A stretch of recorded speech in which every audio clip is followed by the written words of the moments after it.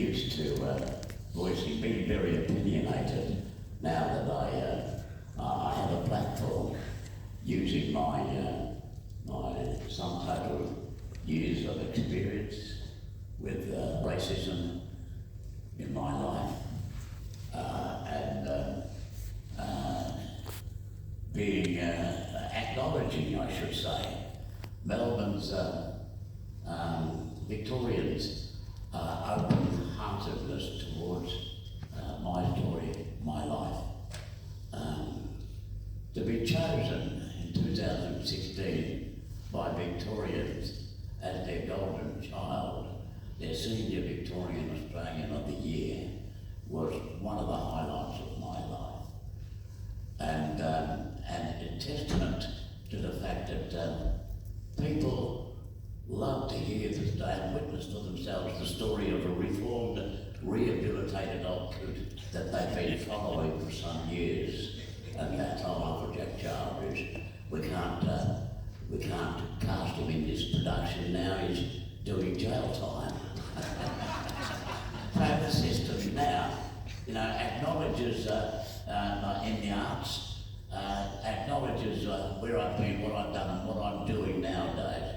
I like to say, I have a show developed by my manager, A Night with Uncle Jack Charles, where I get to unleash my unfulfilled wet dreams, my losses, my wins, and etc.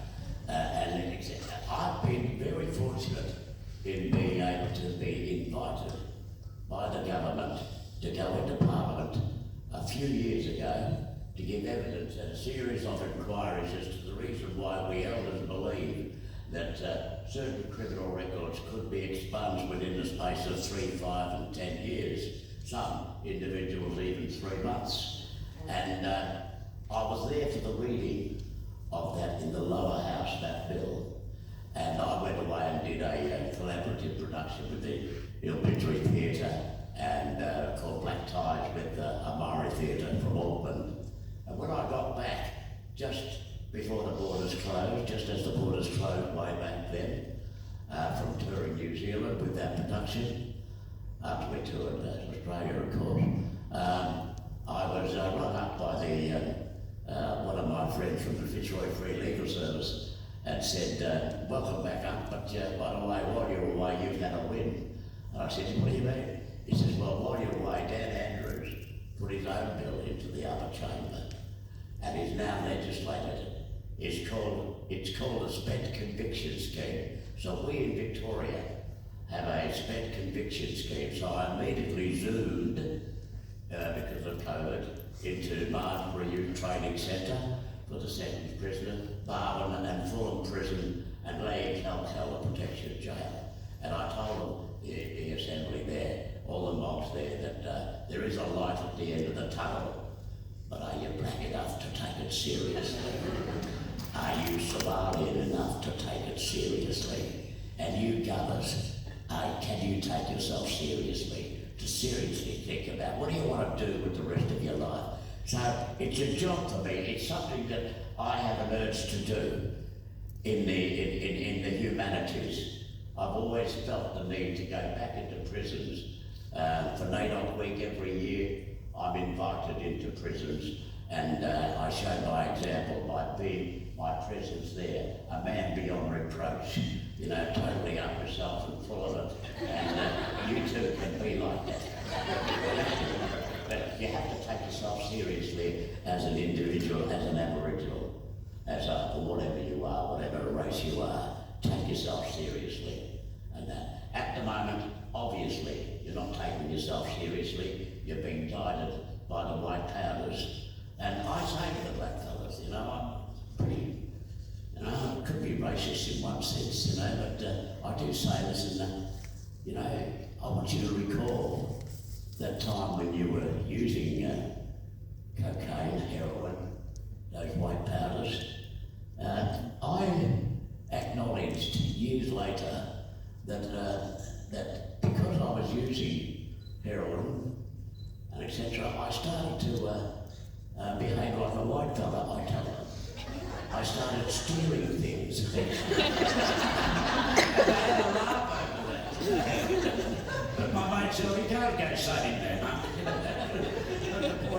fact is, you know, I have the voice, so I can say these things. I can get people to start thinking seriously about their life, where do they want to go, etc. So I'm confounded right at this moment, being confounded by our reparations committee in Parliament, members of whom are on the Treaty Commission, which is Dan Andrews has just signed off on.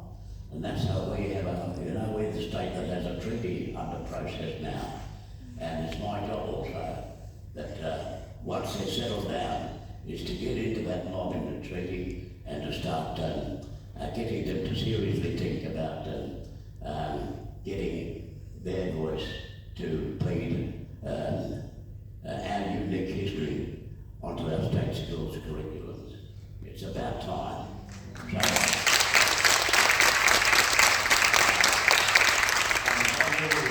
That's the response I get every time I unleash in my show A Night with Uncle Jack Charles. We filmed the Collingwood Town Hall a couple of Saturdays ago, and sad to say that Archie Roach did his show on the Sunday after, and a couple of days after he did that show, he was in hospital and he died. He died very peacefully, at peace with himself and the world, and with what he'd done. He died with great dignity, and it's really sad, but I was happy to be able to say a few words to him on my mobile and play to him on his deathbed. So it was a good thing that I spoke with Uncle Archie Roach on his deathbed. But yes, now I like to say I'm a leading black light. You know, I am Jack Charles, I am JC. I could be the second coming. I'm like the original, The point of fact is to become a unique walking, talking role model, the man beyond reproach, the man that everybody comes up to on the streets, at the shopping malls, and saying, you know, in passing even, I like what you do, young fella. Sometimes I pull them up and say, listen, come here. What you've just said to me, mate, is actually strengthening my resolve to be that bloke you expect me to believe. At every turn, I get a big push, you know, my mojo rises up into the stratosphere, because I'm acknowledged by total strangers on the streets, and people wanting selfies with me at the airports or wherever I go, at the front here, etc. People acknowledge Uncle Jack Charles. So everybody, as I said earlier, likes to hear the story of a reformed and rehabilitated old coot. Now I am, as I said, confounded with this reparations mob over the $100,000 that Danny Boy, our Premier, has promised us. I've been given 20 grand of that, and I didn't have to prove my Aboriginality. I just had to give them my bank details and who I was, and lo and behold, there was 20 grand in my bank account. And now, to get the 80 grand, I'm told I have to prove my Aboriginality. This strikes me really, it's hard, you know. So I jump on my high horse and start, ranting and raving on certain places and etc. At the same time, this was happening. I'm in neighbourhood, okay, and I'm chosen with Pam Nichols, or Pam Pedersen now, Uncle Nichols' daughter, to choose this year's Victorian NAIDOC winners, the awards, and etc. And we had them at Bunjalaka Museum there, the Melbourne Museum, the Bunjalaka section there. And the next day, Saturday, I was invited down to the big conference centre down in Dockland there to watch to be involved in the National NAIDOC Awards, and that little knowing that But, you know, I was, Pat Nichols got up, and to her surprise and my surprise, I was voted this year's National Male Elder of the Year. And that's a hoot for somebody like me. A standing ovation, just as you've acknowledged you've not given me a standing ovation. That whole room stood up for me. They come from all over the country, all quarters of the land, acknowledging my journey, my longevity, my voice, my image, the words I tell, my experiences as a storyteller, man beyond reproach. People like to witness that. So my own mob have acknowledged my story, so they're taking me seriously. So now it's my job to waggle a finger, point a moment, stamp the foot at irresponsible behaviour by my cousins sitting on the Reparations Committee asking me to prove my Aboriginality in order to get the 80 grand. And that's how I fought that battle. And I won that battle because I did have to say, we might have to go to a building in William Street somewhere and to talk this over with some of your legal people, talking to my legal people, because I don't think you have the right to ask me, of all people, to prove my Aboriginality to you in order to get the $80,000. I've got things to do with that money. I've already spent the 20 grand buying a car for my 21-year-old great nephew, and I bought it to him. I bought it for him, and I told the other three, his brothers, I told the other three, his brothers, that I bought this car, this Rover, this English car, for him, because he hadn't had any trouble with the law. And so if you other three pull up, do the right thing, I'll buy you a car table. So I can make these promises, because I'm holding Fulton now. You know, I've got an agent who's looking after my finances, etc. So I'm doing pretty well. So I always love the opportunity of being able to talk about the frustrations that I'm confronted with at the moment. And right now, I've been told just yesterday, I was told that the Reparations Committee have acknowledged, well, an auntie of mine actually rang up and said, Uncle, I just sent a telegram to ourselves declaring that you are Aboriginal.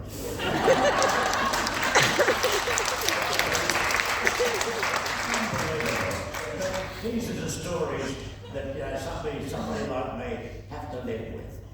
You know, and it's my job is to talk to people who are coming up to me saying, well, I'm still an uncle.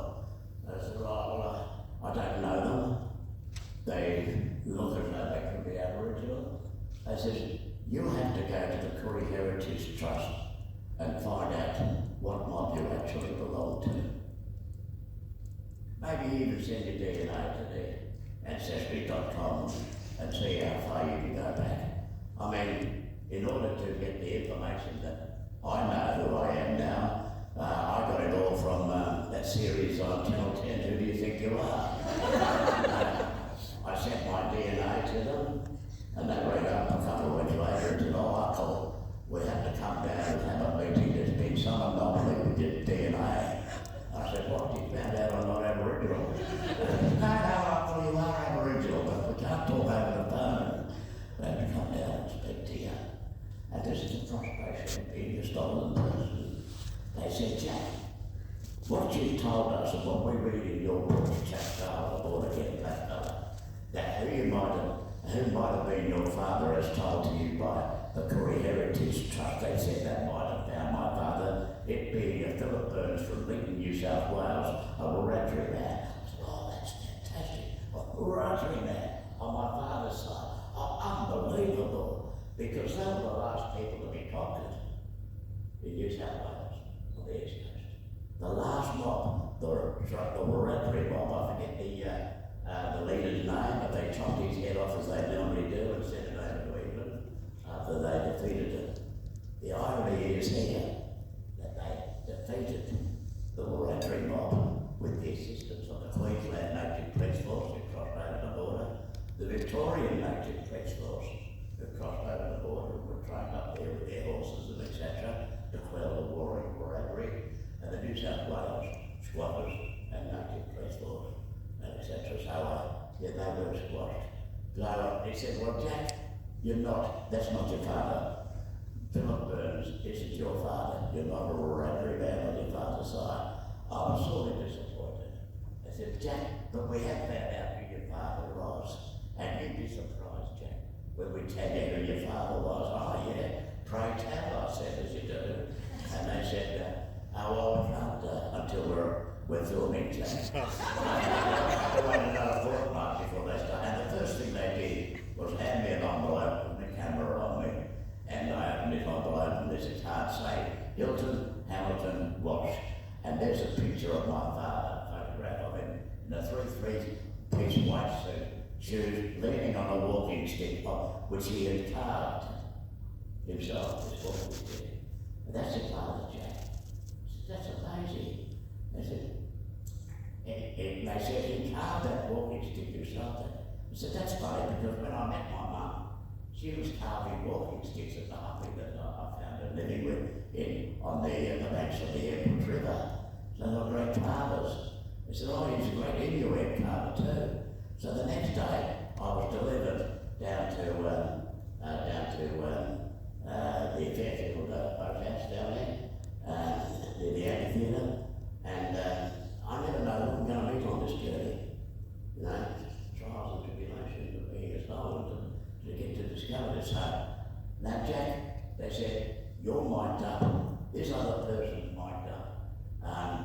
We've got a drone up in the air, 2 cameras on you, and this other person will come up behind and tap you on the shoulder and we'll go from there. You game enough for that, Jack? I said, yeah, I'm good enough for that. So upon the first sip of my latte, I get tapped on the shoulder.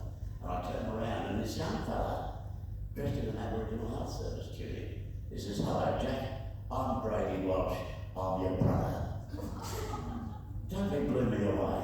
He works now at the Royal Melbourne Hospital with Indigenous clinical mob down there. But he was in the psych unit up there at Epping, the Aboriginal Health Service, Epping unit up there that look after the bewildered ones, etc. So I was grateful to meet him because he had information about Dad. He had his suitcase there. I said, Jack, I've got a suitcase about Dad. See, oh, it's got a DNA on it. Oh, yes, Jack, it's Dad's. So we opened it up, and there were 6 Inuits, beautifully carved. You can see this on this episode. I'm having a Google, you know. and he said, look, I've got a computer here. Here he is, Jack, singing. So he sang like Jimmy Little. I was really rapt. You get your voice, your singing voice from your father, Jack.